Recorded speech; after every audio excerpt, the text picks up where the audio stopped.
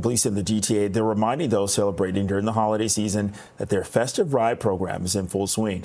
Officers with Toronto, York Region, and the OPP, they joined together for a ride spot check late today. And Toronto police alone have already had dozens of ride checks since the program launched last month, with 93 people charged. And for more on this, we're joined by CEO of MAC Canada, Steve Sullivan. Steve, thank you for joining us this evening. So what do you think about these ride checks? Well, we know from the evidence that sobriety checks are really important. They do reduce fatal crashes and injuries, and largely because, obviously police officers are taking impaired drivers off the road, but also the public awareness and high visibility of sobriety checks do impact people's behavior. And I think for those who might otherwise have been out driving when maybe they shouldn't have, they'll think twice about that. What do you want to say about this time of year, particularly when, people are celebrating? Yeah, it is a busy time of year. People are out with friends and family and coworkers, and that's a wonderful thing. We have a lot to celebrate as Canadians. We just want to make sure they do it responsibly, and the easiest way to do that is to plan ahead.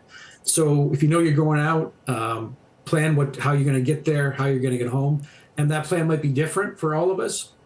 Could be staying over, could be getting an Uber, public transportation, taxi. Maybe someone's going to not drink or consume drugs and drive everybody home safely. So whatever that plan is, just do it in advance, and then you can just have fun and not worry about how you're going to get home. And, speaking of, there are times when there are tragic outcomes. Do you have maybe any recent stories of, these unfortunate outcomes that you can share with us to help illustrate the importance of not driving once you've been drinking? Yeah, we at this time of year, we do our Project Red Ribbon campaign, which this is our 38th year. And every year we feature, sadly, someone who has been, killed in an impaired driving crashes. And this year it's a young woman, 22 years old, named Rebecca Beatty. She was out on a Sunday afternoon with her friend and someone who had been consuming alcohol and the drugs the night before, hit them head on.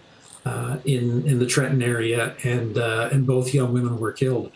And if different decisions had been made that day, those two women would still be alive with their families at this time of year and planning their futures. And so it's really frustrating for families because impaired driving is 100% preventable.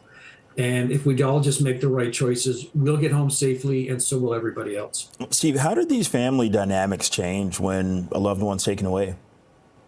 Yeah, it can really impact a family. And, in this case, the Beatty family, I've gotten to know them quite well. Rebecca had one sister, so she's now an only child.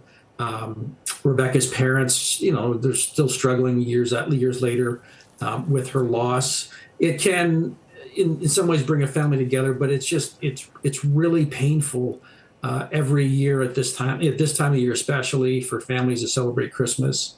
And I think one of the most frustrating parts is they just know that their daughter wasn't doing anything wrong.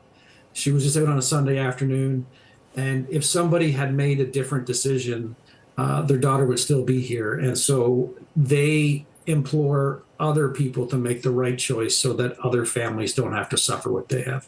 Steve, as CEO of MAC Canada, what is your goal not only for this interview, but for your role? Yeah, anytime we have the opportunity to talk to the public, to raise awareness, opportunities like this, our message is always the same. Make the right choice so you get home safe, your passengers get home safe, and everybody else does. Ideally, we want everybody to have a safe and happy holiday season.